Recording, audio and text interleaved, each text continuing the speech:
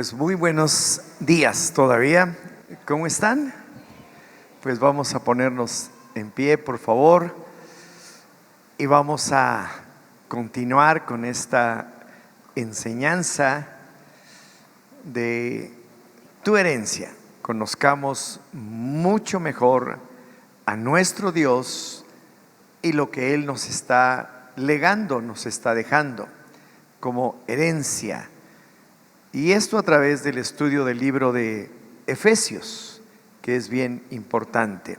Así que vamos a orar. Señor, gracias. Así como Pablo nos enseña, lo que deseamos es recibir de ti, Señor, ese espíritu de entendimiento y de revelación en el conocimiento de ti. Eso hará que no solamente te conozcamos y podamos ser mucho más semejantes a ti, sino también descubrir las riquezas en tu herencia que todos los santos, los que aquí estamos apartados para ti, podamos tener. Gracias, Señor, en Cristo Jesús. Amén. Amén. Pues muy bien.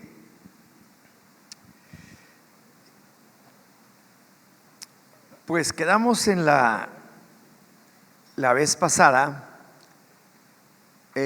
¿Todos traen su libro? Sí, porque el que no lo trae no va a entender. Y si no entiende, pues ¿para qué está? Y si no contesta, pues menos, ¿verdad? Pero bueno, lo digo por esto. Hay aquí, dentro de este libro, no solamente la explicación y todo lo que representa, sino también hay unas reflexiones en donde se nos hacen unas preguntas, las cuales son muy, muy importantes para que nos ubiquemos y para que con toda sinceridad lo podamos contestar. Por eso el libro es individual, no es matrimonial, sino es cada quien hace lo suyo, es propio, lo guarda, no se vale copiar, etcétera, etcétera. Así que por esa razón les digo que deben adquirir su propio libro. Entonces, la vez pasada quedó como tarea el que ustedes realizaran estas 3 preguntas a partir de la página 11. La primera pregunta es esta, después de lo que hemos estado estudiando. La pregunta es así: ¿cuál es el propósito de tu vida? O sea, según lo que hemos estudiado ya y conforme a lo que tú te conoces como cristiano, como persona inclusive, ¿cuál crees que sea el propósito de tu vida? Y entonces tú tienes que escribir ahí, ¿verdad? Pensando, orando, buscando al Señor. Señor, ¿para qué estoy aquí? Realmente, ¿cuál es el propósito? ¿Cómo está esto? ¿Cómo está aquello? Entonces, esa es la primera. La segunda de ellas es esta. Hablamos acerca de lo que es fidelidad. Y entonces, ¿qué necesitamos para ser fiel o fieles en el Señor? Hablamos de que el término que se utiliza aquí como fiel o fidelidad encuentra 3 cosas que son importantes, o que nos expresa 3 cosas que son importantes para poder ser hallados fieles. La primera de ellas es obediencia. Y obediencia es hacer lo que otro manda. Esto nos convierte en personas que, al ser obedientes para recibir la instrucción de alguien que otro manda, pues nos convierte en siervos o en esclavos, ¿verdad? Pero posteriormente también tiene que ver con el área de fidelidad. Cuando una persona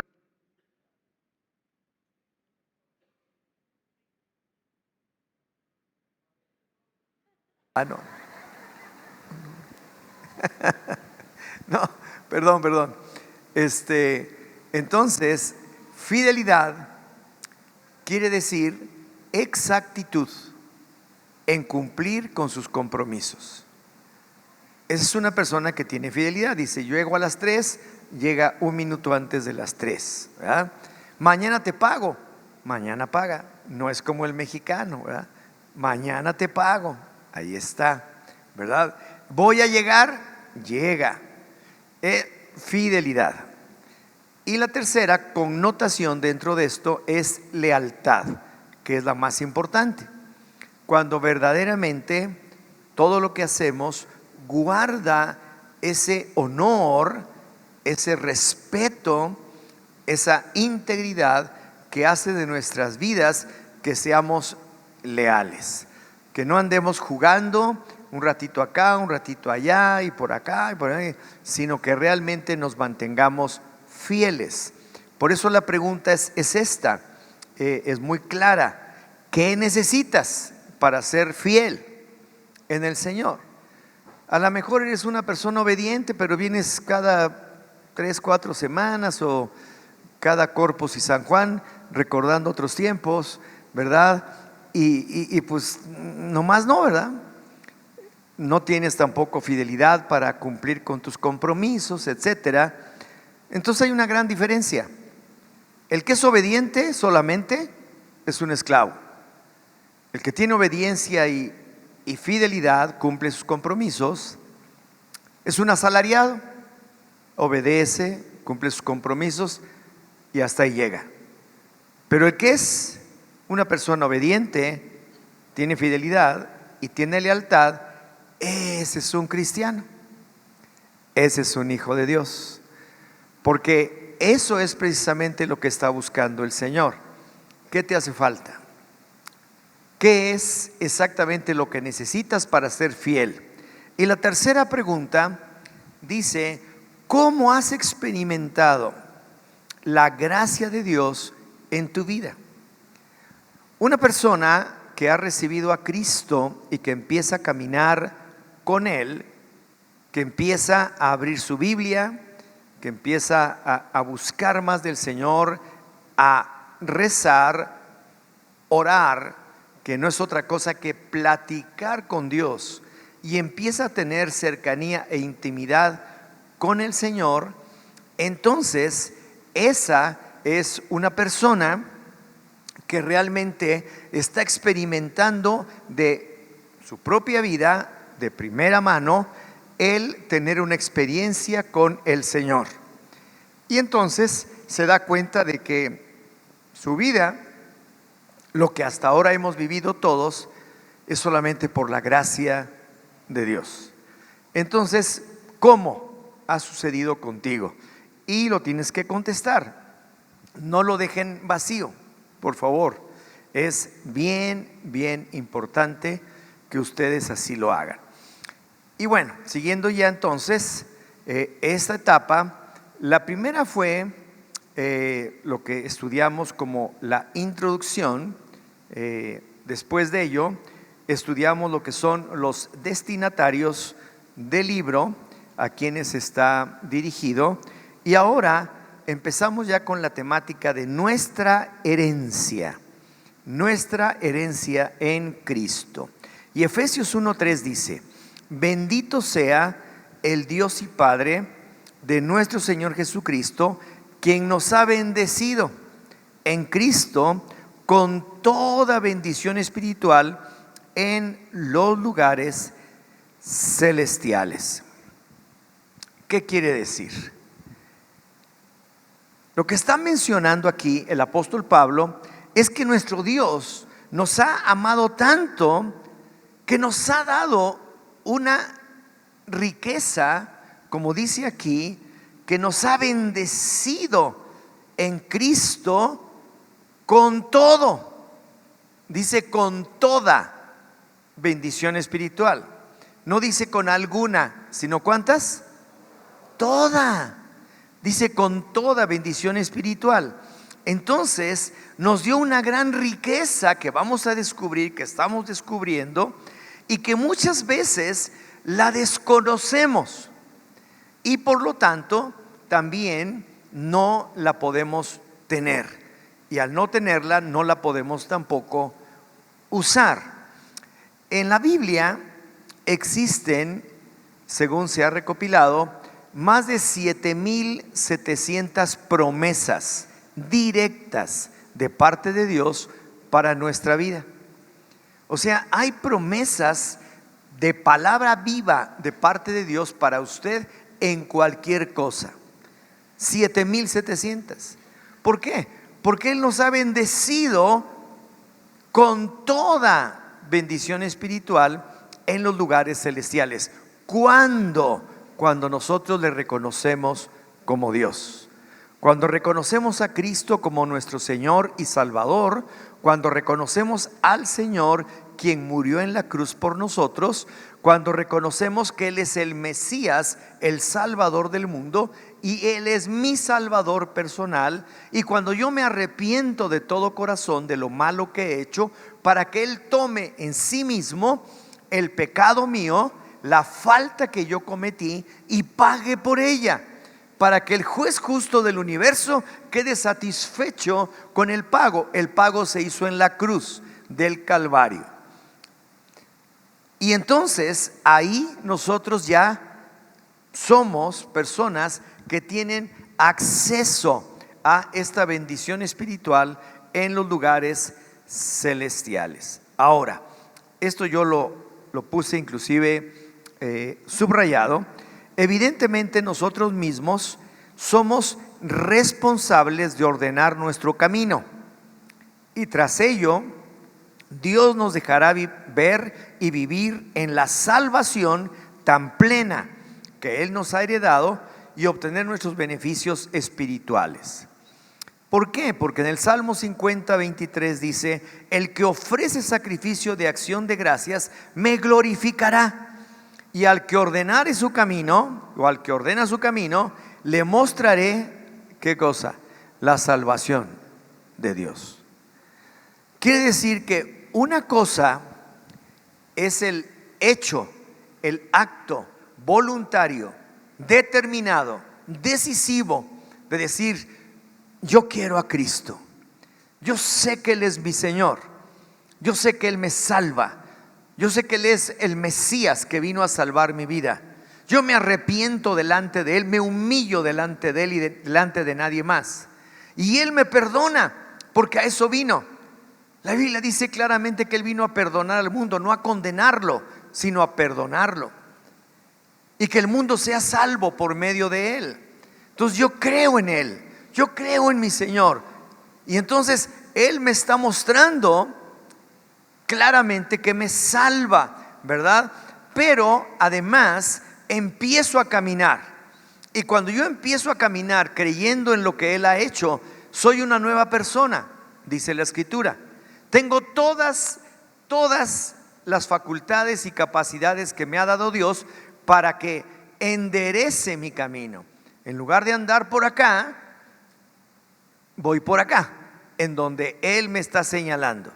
Porque al que enderezare o endereza su camino, Él nos mostrará la salvación. Entonces quiere decir que la salvación no solamente es en el momento en el que Él nos libra, sino la salvación es permanente, porque día a día en el caminar vamos a encontrar obstáculos, vamos a encontrar cosas, y Él nos salva con la gran bendición que ahora ha puesto en nosotros de su Espíritu. Primera herencia, primera riqueza. En el momento en que yo recibo a Cristo, mi espíritu renace. Dice que somos renacidos del Espíritu, y el Espíritu Santo de Dios, que es Dios mismo, Jesucristo mismo, el Padre mismo, viene a morar en mi corazón. Y entonces a través de eso yo camino, y entonces voy caminando en mi salvación permanentemente. Y por esta razón es que soy salvo. Entonces, fíjense lo que dice: Dios ya nos bendijo con toda bendición espiritual. Entonces, las bendiciones de parte de Dios y de cada uno de nosotros hacia otras personas, aún a nuestros hijos, son primeramente espirituales. ¿Cuántas veces, señoras que están acá, sus hijos les han pedido bendíceme? ¿A nadie? O a sus papás, ¿verdad? Oye, papá, bendíceme, que voy a ir a un largo viaje, o porque voy acá, o porque voy allá. Necesito tu bendición. No me puedo ir sin tu bendición. Y entonces el padre dice: te bendigo. Es suficiente. Yo te bendigo. Y confío en Dios que te irá bien. Listo. Necesitan esa bendición. Entonces nuestras bendiciones empiezan en lo espiritual, pero también se extienden en lo natural. Mira, hijo, yo te bendigo con todo mi corazón, pero mira, llévate esto para tu viaje. Entonces ya cambia, ¿verdad? Sí, empiezan en lo espiritual, pero también se pueden extender en lo natural. Y lo recibimos, y nos sirve, y caminamos, y vamos llenándonos de su bendición. Y entonces así vamos. Entonces debemos darnos cuenta claramente que el hombre vive en dos dimensiones. Todos vivimos en dos dimensiones. La mayoría de la gente no lo sabe, o no quiere saberlo, o no le interesa saberlo. Pero la realidad es que vivimos en dos dimensiones: la dimensión espiritual y la dimensión natural. Hay gente que solamente vive en lo natural, a lo cual el Señor les llama gente que vive solamente en la carne. Esta palabra más que nada quiere decir que viven haciendo lo que ellos consideran que es lo mejor. Viven por sus emociones, viven por sus caprichos, viven por sus apetitos, viven por todas esas cosas. Entonces es una persona que vive en lo natural, en lo carnal. Pero hay otra dimensión, y esa dimensión debe estar por encima de la dimensión natural, porque esa dimensión espiritual es la que verdaderamente va a hacer que en nuestra dimensión natural podamos caminar o comportarnos conforme a lo que el Señor espera de nosotros y conforme a las bendiciones espirituales que Él nos está dando. Y entonces yo puedo caminar en esa dimensión al mismo tiempo de estar caminando en la dimensión natural. Pero yo sé que soy, ¿qué? Bendecido. He sido bendecido. Entonces dice: ya he sido bendecido. Dios ya nos bendijo con toda bendición espiritual. Entonces lo espiritual puede transformar lo natural. Eras una persona lépera, tu carácter era horrible, estabas caminando en lo carnal, en lo natural. Pero una vez que te arrepientes delante del Señor, que te inclinas delante de Él, que le entregas su vida, entras a una dimensión espiritual. Juan lo dice así: porque todo lo que es nacido de la carne, ¿qué es? Carne. Pero todo lo que es nacido del Espíritu, Espíritu es. Entonces, si nosotros hemos nacido de la carne, como todos, normalmente hemos nacido carnalmente en lo natural, está bien, usted es normal, yo no veo a nadie anormal aquí, ¿verdad? Pero el renacer es nacer en lo espiritual. Y cuando nacemos en lo espiritual, entonces lo espiritual tiene el poder de parte de Dios, porque ya nos bendijo con toda bendición espiritual, de hacer modificar aún estas cosas carnales, naturales que traemos. Y entonces vemos transformación, vemos cambios en nuestra vida. Nacemos a una nueva persona. Dios va quitando de nuestra vida todas aquellas cosas que estorban para que ahora podamos caminar en Él y en su bendición en todo tiempo. Dice aquí en el Salmo 37, 25: yo he sido joven y he envejecido, pero no he visto a un justo desamparado, ni a sus descendientes mendigando pan. Bien, un justo no puede hacerlo desde el punto de vista natural. Hay muchas personas, y aún la misma Biblia lo dice, que se afanan por demostrar que son buenas, que son justas. Pero no es cierto, no pueden, porque no hay un solo justo en la tierra, dice la Biblia, ni uno, porque están caminando en lo natural, en lo carnal. Entonces, para que puedan ser realmente justos, tiene que intervenir algo diferente. La Biblia dice que el reino de Dios no consiste solamente en comida y bebida, etcétera, sino en justicia, paz y gozo en el Espíritu Santo.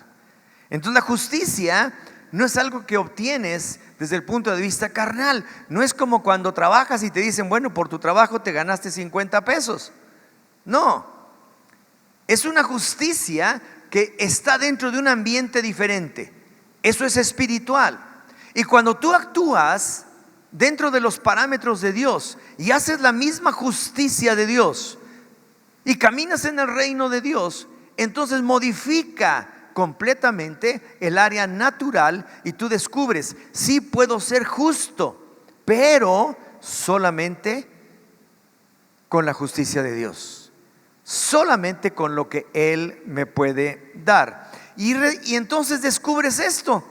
Dice aquí, no he visto un solo justo. Aquí está hablando de un justo espiritualmente hablando, que esté desamparado, ni que su descendencia mendigue pan.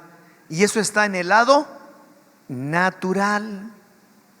Ningún justo que verdaderamente es justo delante de Dios estará desamparado, ni tampoco su descendencia estará mendigando pan.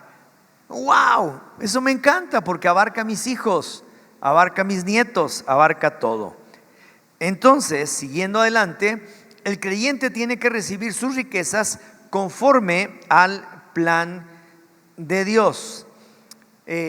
A todos nosotros nos gustaría que tuviéramos respuestas para todas nuestras necesidades, para todo lo que queremos hacer en lo natural. Sin embargo, si al hombre se le diera la opción de qué cosa, fíjese bien en esto, fíjese bien, si al hombre se le diera la opción de qué cosas recibir, seguramente pediría primeramente todo tipo de riqueza y beneficio para la dimensión natural. Ay, Señor, dame una casa, que tenga un terreno grande y un coche último modelo, y dame esto, dame una esposa que sea guapa, hermosa, trabajadora, que no sea remilgosa, que haga todo, que todo en el área natural pediría. De hecho, quizás nunca pediría nada para la dimensión espiritual. ¡Wow! ¿Es cierto? Pues pregúntale al que está a tu lado a ver qué te dice.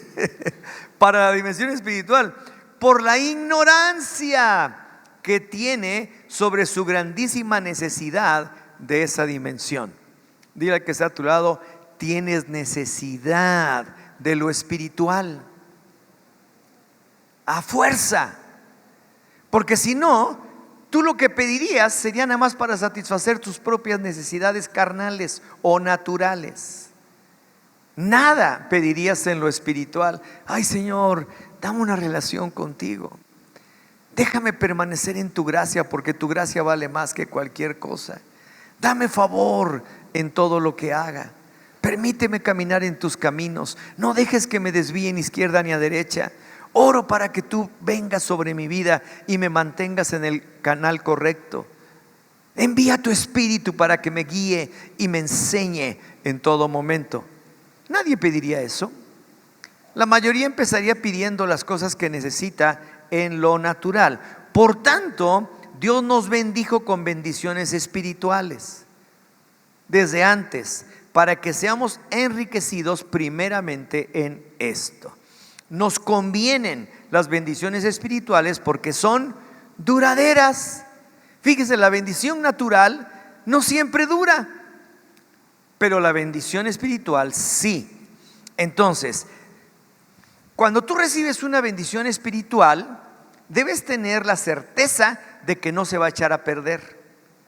Tú la tienes y ahí está. Pero ¿qué tal si viene alguien y dice: ay, cómo se me antoja ahorita un plato de lentejas? Y tu hermano te le está esperando con el plato de lentejas. Y entonces dice: oye, dame de ese plato que estás haciendo. No, que me des, dame de ese plato. Bueno, te voy a dar, véndeme tu primogenitura. ¿Y qué hizo Esaú? Pues vénganos tu reino. Me echó el plato, ¿verdad? Y perdió su primogenitura por un plato de lentejas. ¿Por qué? Porque era un hombre carnal. La primogenitura era una bendición o una herencia espiritual que viene del padre a hijos. No le interesó. Le interesó más lo carnal. Exactamente. Entonces, hoy es tiempo para poseer nuestra herencia espiritual. Punto 2. Ya tenemos todo lo que necesitamos para andar en su victoria en esta vida. Porque mire, como les decía hace rato, al mismo tiempo que recibimos nuestra salvación, también recibimos toda bendición espiritual en los lugares celestiales en Cristo. El verbo que Pablo usa, nos bendijo, está en tiempo pasado. O sea, es una realidad. Ya está hecho cuando tú tomas la decisión. Ya hemos sido bendecidos. Él ya cambió todo tipo de circunstancia, de maldición a bendición. Y entonces el tiempo del verbo indica que ya está hecho. Ya eres bendecido. Mantente así. Dice aquí: por la fe en lo que Él ya ha hecho en nosotros, podemos conquistar cada tendencia, circunstancia negativa en nuestras vidas. Sabemos que tenemos un hábito malo, sabemos que tenemos algo que debemos corregir, pues precisamente por toda esa bendición espiritual, esa herencia y riqueza que Dios nos ha dado, nosotros podemos vencerlo. Podemos vencerlo. Señor, tú ya me bendijiste. ¿Por qué sigo metido en esto? ¿Por qué me gana mi carne? ¿Por qué me ganan las cosas naturales? Y el Señor, si tú vas con Él y oras humildemente, Él te va a decir: yo ya te bendije. Ahora nada más hazlo una realidad. Yo ya te bendije. Yo ya te di toda bendición espiritual. Acuérdate que eres también espíritu. Acuérdate que tienes mi espíritu. Acuérdate que eres un hombre espiritual. Entonces ya aplícalo en tu propia vida y entonces corregirás cualquier cosa en donde tú estés haciéndolo mal. Entonces es muy importante esto. Ya hemos sido bendecidos. Por la fe en lo que Él ya ha hecho en nosotros, podemos conquistar cada tendencia. No hay razón por la cual tú debas fracasar en tu vida, pues ya tienes el poder de Cristo de tu lado. La clave es creer en su obra y proclamar este hecho a ti mismo, al diablo y al mundo. ¿Qué va a pasar? Que inmediatamente vienen ataques de todas partes, de la familia, del mundo, de los amigos, del trabajo, de tantas partes en donde empiezan a bombardearte, y es precisamente el diablo que te está bombardeando y diciendo: no, tú no sirves para nada. Es más, tú no vas a cambiar. Tú vas a seguir siendo un drogadicto toda tu vida. Tú vas a seguir siendo esto y esto y esto. Y te va a estar constantemente haciéndolo. Hasta que no entres en la dimensión espiritual y te mantengas en ella, no vas a poder vencer eso. Así te vas a quedar toda la vida. Y la mentira del diablo la vas a creer en lugar de creer la verdad de Dios.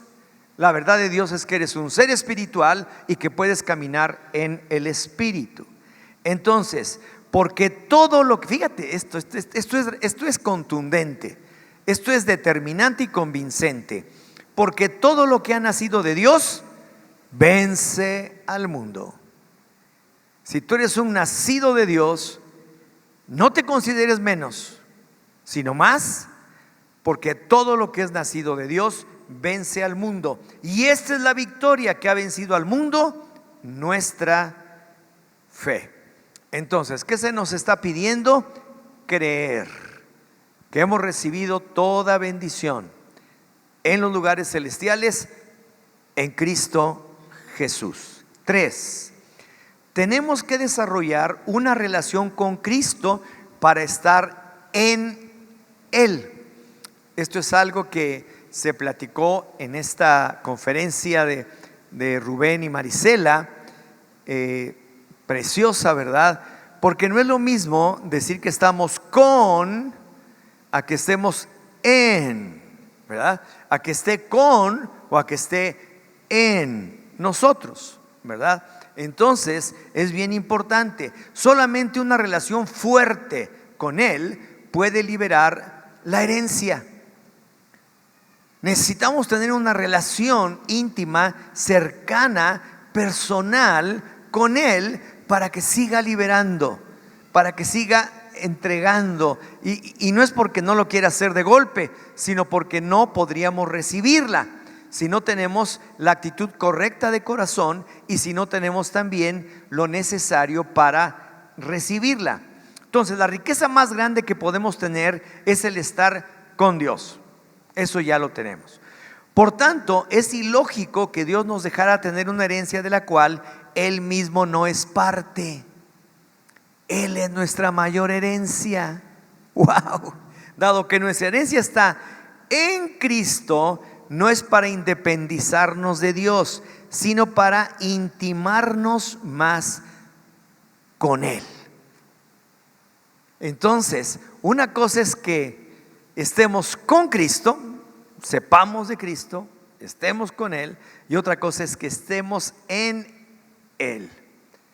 Y entonces la herencia llega. El hijo pródigo está con el Padre, está con el Padre.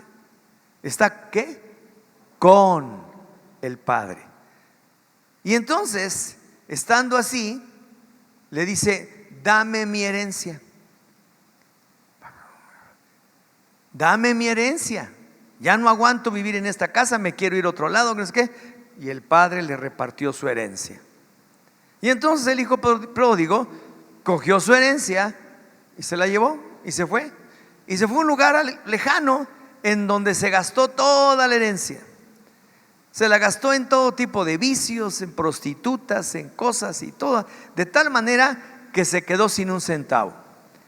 Entonces se puso a trabajar y lo pusieron a trabajar con los cerdos, que era algo muy feo para los judíos.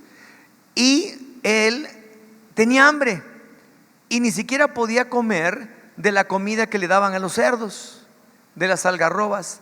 Y entonces él dijo: ¡ay, qué barbaridad! Si en mi casa hasta los jornaleros más sencillos comen mucho mejor de lo que estoy haciendo yo aquí, ¿qué hago aquí? ¿Qué hago aquí? ¿Era hijo del Padre? Sí. ¿Estaba con el Padre? Sí. Pero no estaba en el Padre, o el Padre no estaba en él. Pero ustedes saben la historia, gracias a Dios, dice la Biblia que volviendo en sí, ahí hubo algo tremendo. Es cuando realmente nos damos cuenta de que tenemos una gran necesidad. Y dice: volviendo en sí, se dio cuenta de su situación y dijo: no está bien esto. voy a regresar a mi padre y le diré: Padre, he pecado contra el cielo y contra ti. Ya no soy digno de ser llamado tu hijo. Por favor, hazme como a uno de tus jornaleros. Pero quiero estar contigo. Y entonces, eso lo pensó, surtió efecto en su corazón, dio media vuelta y se dirigió a su casa. El padre, en este caso podemos pensar en nuestro Dios que sabe todo. En este caso el padre simplemente salía cada mañana, abría la ventana para ver si de casualidad regresaba el hijo. Y de repente una mañana abre y lo ve venir. Y dice la Biblia que sale el padre, abre la puerta y corre hacia él. Y lo abraza y lo besa. Todo apestoso, ¿verdad? Y lo besa y todo. Y entonces él ahí mismo le dice: Padre, momento, no sigas. He pecado contra el cielo y contra ti. Ya no soy digno de ser llamado tu hijo. Hazme como a uno de tus jornaleros. Y el padre lo abraza más y lo besa. Y llama a sus criados. Y le dice: a ver a este, yo ya lo bendije con toda bendición espiritual desde antes. Cámbienle la ropa, lávenlo bien, perfúmenlo y denle el anillo. Y le dan el anillo y hagan fiesta, porque este mi hijo que se había perdido ahora ha sido hallado. Y ahí está. Ahí nos podemos dar cuenta de lo que es verdaderamente nuestra bendición espiritual. Él ya había sido bendecido, pero no lo aceptó y vivió carnalmente todo ese tiempo. Entonces, la mejor riqueza que podemos tener es estar con Dios, pero también es estar en Dios. Es que Dios esté con nosotros. El Espíritu Santo está ahorita aquí con nosotros, está aquí, pero lo importante es que esté en nosotros. Porque cuando esté en nosotros, lo espiritual va a hacer que podamos actuar conforme lo hizo el Hijo. No, espérame, no es por aquí, es por acá. Y entonces caminas por donde debes caminar. Y de repente te atrae algo del mundo y ves, es por acá. Y entonces caminas en las bendiciones que ya Dios te ha dado en los lugares celestiales en Cristo Jesús. Entonces, ¿qué es lo importante? Yo subrayé esta palabra varias veces con mi lápiz: es permanecer. Hay mucha gente que no permanece, que toma muy a la ligera lo que es esto. Esto no es religión. Esto no se trata de venir y cumplir. Esto no se trata de un lugar de que ten consejos para que puedas vivir mejor.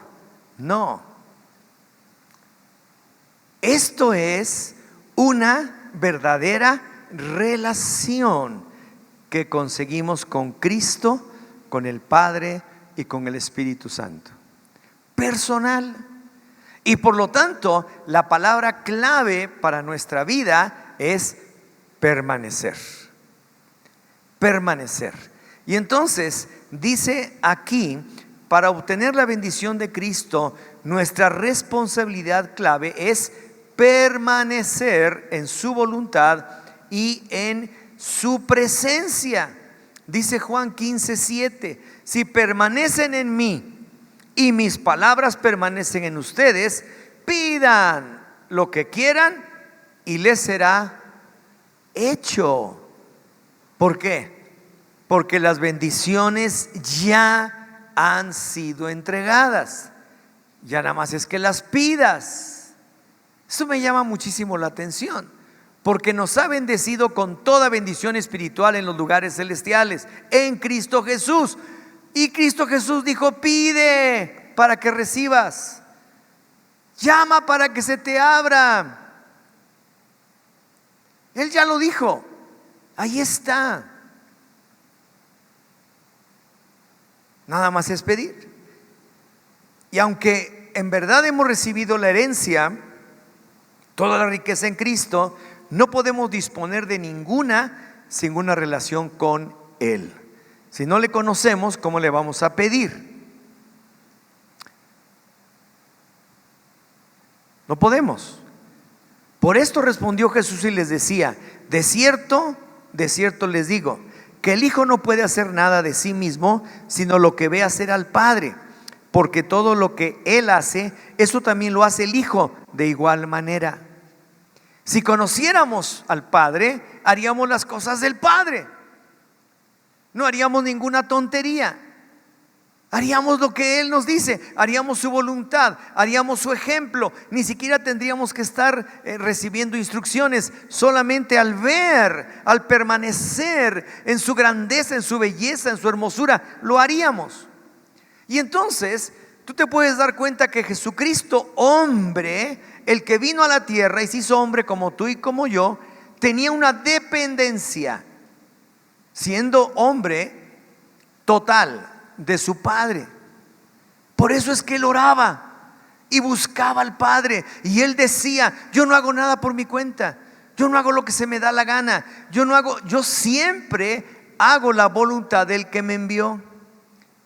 Entonces, si nosotros hiciéramos la voluntad del que nos creó, del que nos eligió, ¿se acuerdan la clase pasada y antepasada? Cómo nos eligió para ser santos, sin mancha delante de Él. Entonces no tendríamos ningún problema, caminaríamos con Él. Entonces Él mantuvo esa actitud de dependencia, y este debe ser nuestro patrón a seguir, por lo que debemos tener una dependencia en Cristo para poder fluir en nuestra herencia. ¿Quieres tu herencia? Entonces tienes que depender de Cristo. Sin esta actitud no podemos hacer ni recibir nada. Seguimos en la siguiente página y con esto vamos a terminar, igualmente con dos preguntas. Aquí está esta reflexión que tú tienes que hacer de manera personal, con calma, y la vas a escribir ahí y la vas a guardar para que algún día te acuerdes qué es lo que le dijiste a Dios acerca de esto.